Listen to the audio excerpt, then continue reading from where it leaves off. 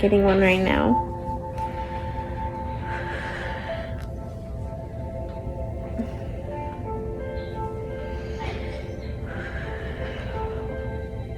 Hello everyone, I hope you're doing so well today.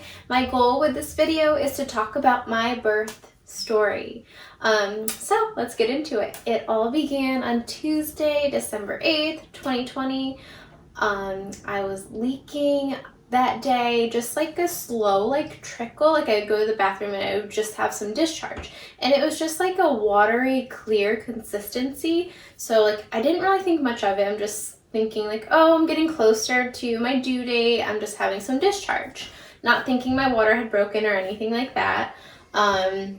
So I let that go on for about a day. The next day, on Tuesday, December 9th, 2020, I called my doctor's office as soon as they opened at 8:30 in the morning. I talked to the office assistant there and let her know, like, hey, I'm not contracting, but I do have some sort of fluid. It's clear, it's watery. The doctors got back to me around like 1 p.m. So it's like almost 1 p.m. on December 9th, and you know what happened this morning? I was leaking a lot, having mild contractions, and then I lost my mucus plug about, I don't know, 3 hours ago. Still leaking a lot, feel like I'm cramping, have like period pain. Called my doctor earlier, they just got back and said to go to L&D and get checked.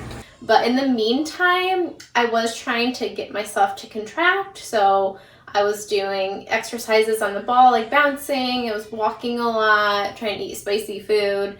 Nothing helped, of course, to get my contractions moving. So 1 p.m., like I was saying, my doctor's office called me back. They said, you need to get to the hospital. Your water may have broken. So I was like, uh-oh. So I had my hospital bag already packed like a week in advance.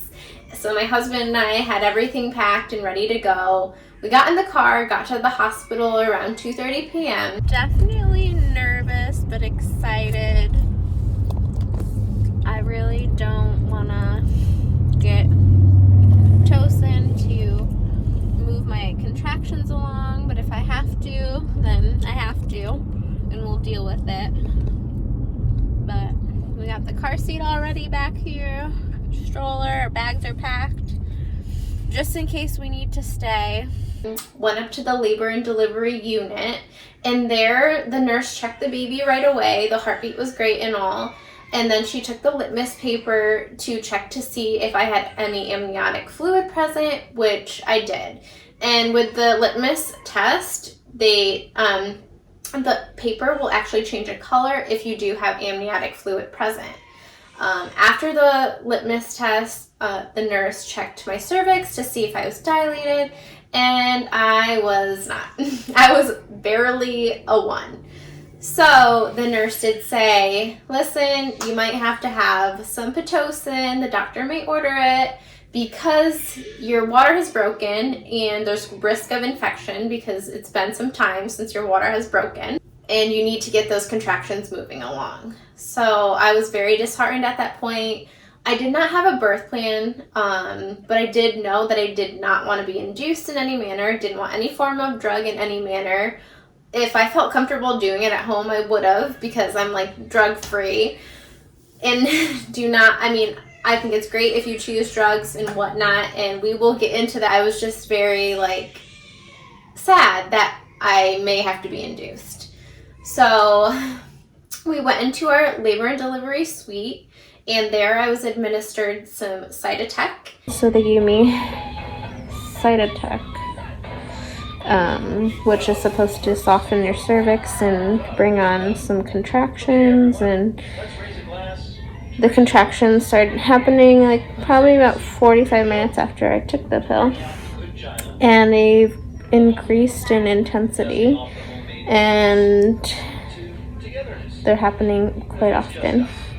That was administered around 3:30 p.m. and I wasn't feeling any contractions like shortly after, even a couple hours after. So the nurse checked my cervix again at 5:30 p.m. I was still not dilated.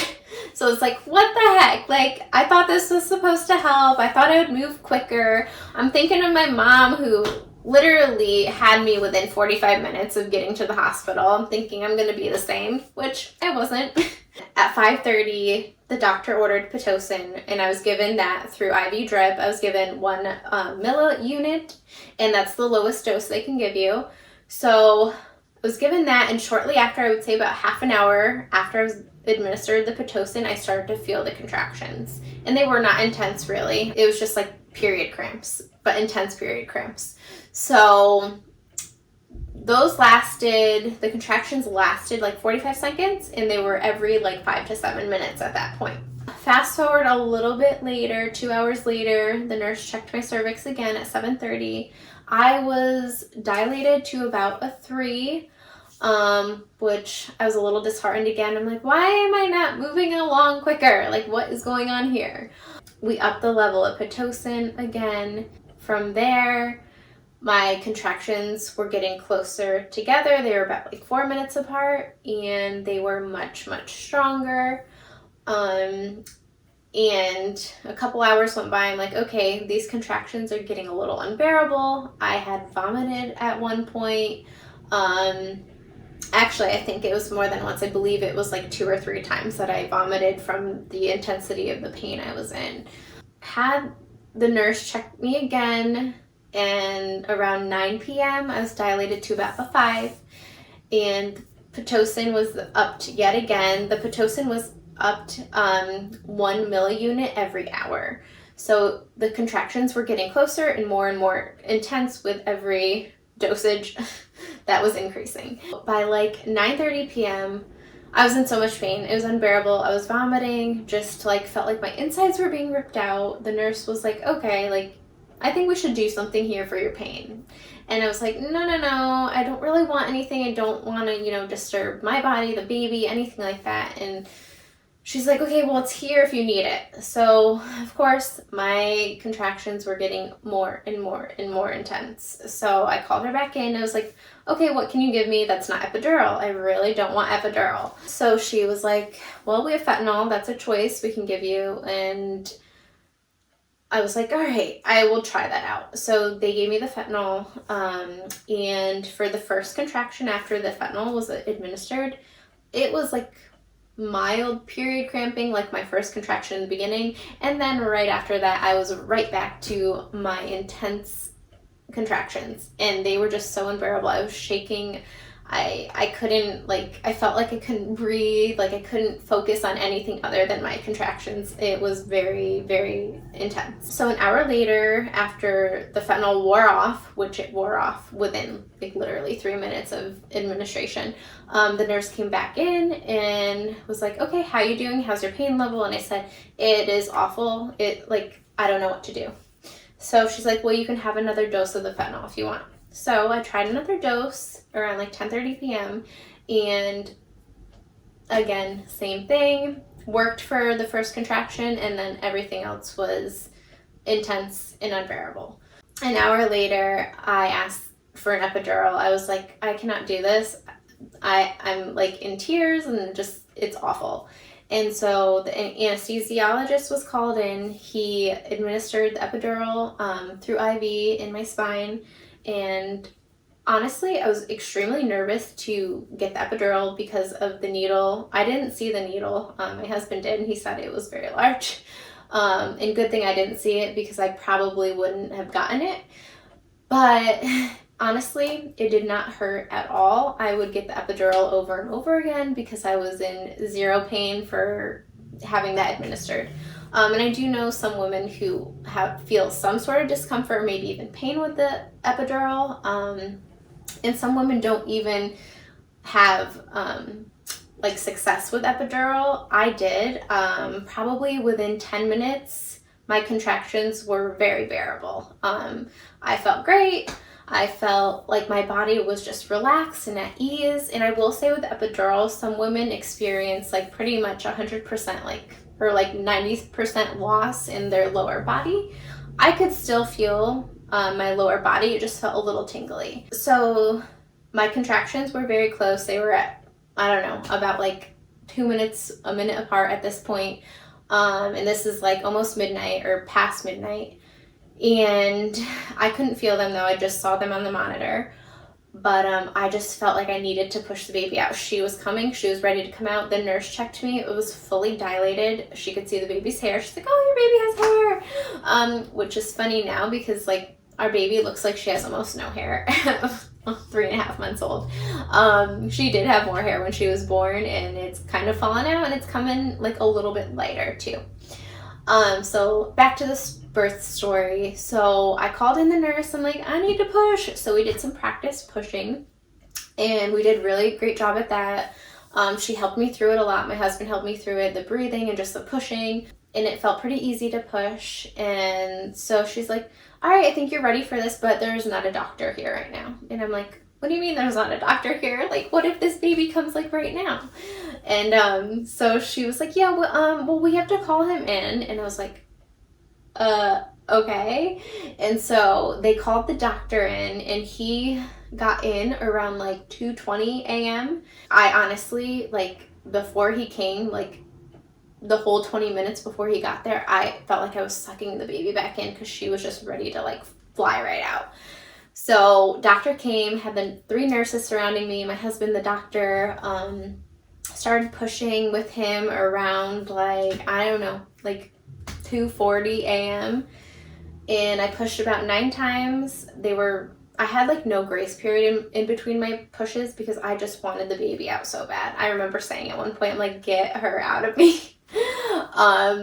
And with the pushing, it just felt like I had to poop. And that's it. It was just like intense pressure down there, and that's it. Like I would push over and over again because it was so easy for me. So pushed, and she came out within 10 minutes. And I just remember her coming out in like, I don't know, it was just an amazing like time. Like just like I felt like time stopped, and she was just there on my chest. And I remember looking at my husband, and he was looking back at me, and we were just like in shock. Like, what did we just do? This is amazing, and just beautiful experience overall. The baby did not cry when she came out, which worried me because you wonder if they're breathing or not. And of course she did have some fluid in her lungs that they had to suction out a little bit, and the nurses worked hard on getting that out, and they did a really great job. And then we got to hear her little cries, which were cute. I remember like after they got the fluid out, they placed her back on my chest, and we bonded for a few minutes with her just laying on my chest, and then I put her right on my breast for her to begin breastfeeding. She took to it right away. Her sucking reflex was amazing from the beginning, and I was just so happy that I could share that bonding experience with her and provide her with the amazing nutrients to feed and fuel her body. And so after we labored and delivered her, we went to the postpartum unit in the hospital. We had amazing nurses there as well, very like empathetic and caring and knowledgeable, and they just took great care of our little family, great care of the baby. They did test her bilirubin level, and it was slightly elevated, so they did allow us to leave the hospital the next day after we had her. So we were there for 2 nights. The night I delivered her, and then the next night to just monitor myself and the baby. And since her bilirubin wasn't that elevated, they just said, okay, the next 2 days you need to go to get her blood level, her bilirubins checked. And so we did that. And they continued to go down. They did peak at one point at a 14, which they said that's peak and that's okay as long as they don't go up to an 18. So they didn't. Her peak was at a 14, and then they went right back down. I am just still amazed that I had this little one like almost 4 months ago. It's such a beautiful experience, and I'm so blessed to have shared that with my husband. I'm happy to share this experience with you guys, and if you have any questions about it, please leave a comment below. Comment if you subscribe to our channel. Comment what else you would love to learn about motherhood or having a newborn. I'd love to share with you guys. So like, comment, and subscribe, and follow us on Instagram. Thanks, guys.